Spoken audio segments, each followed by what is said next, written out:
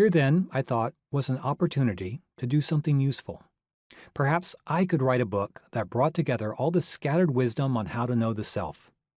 Maybe I could combine the insights from the world's greatest minds with the hands-on lessons I've developed in my life and class. And so, How to Know Yourself was born. This book explores what the self is, why it often malfunctions, and what we can do to make it work better.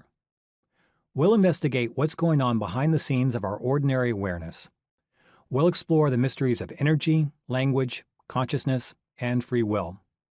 We'll look at morality, history, and psychedelic drugs. We'll learn about the science behind our minds and the power of myth and story. And ultimately, we'll confront the big question: how can we live better? But before we go any further, a quick warning. This book is an odd hybrid. It's part applied philosophy, part popular science, part intellectual history, and part thinking person self-help book. The logic behind this strange mixture goes back to my class. When I first started teaching the Intelligible Self, we focused mostly on ideas. We pored over great philosophical texts, grappled with cutting-edge scientific theories, and debated the finer points of psychology, Buddhism, and quantum physics, sometimes all at once. While these discussions were intellectually stimulating, they often felt sterile. The class was more head than heart, a seminar on the self that dodged the very selves in the room. Then, one year, I decided to try a different approach. Instead of simply regurgitating Freud, Nietzsche, and the Buddha, I asked my students to reflect on what these august thinkers told them about themselves. The results were astonishing.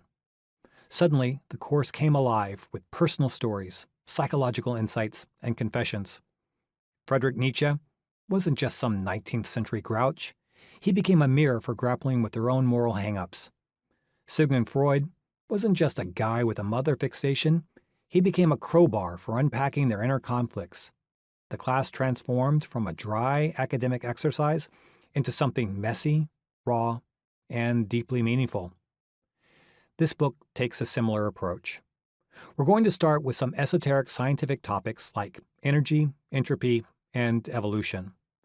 These subjects may feel remote at first, but stay with them, for they will be crucial for knowing our place and purpose in the universe. However, as the chapters progress, our focus will shift inward, moving from the universal to the personal. We'll begin seeing how we can interpret our life stories, how we can pinpoint our own problems, and how we might let go of them. The goal here is not just to understand ourselves, it's to see how we can live better.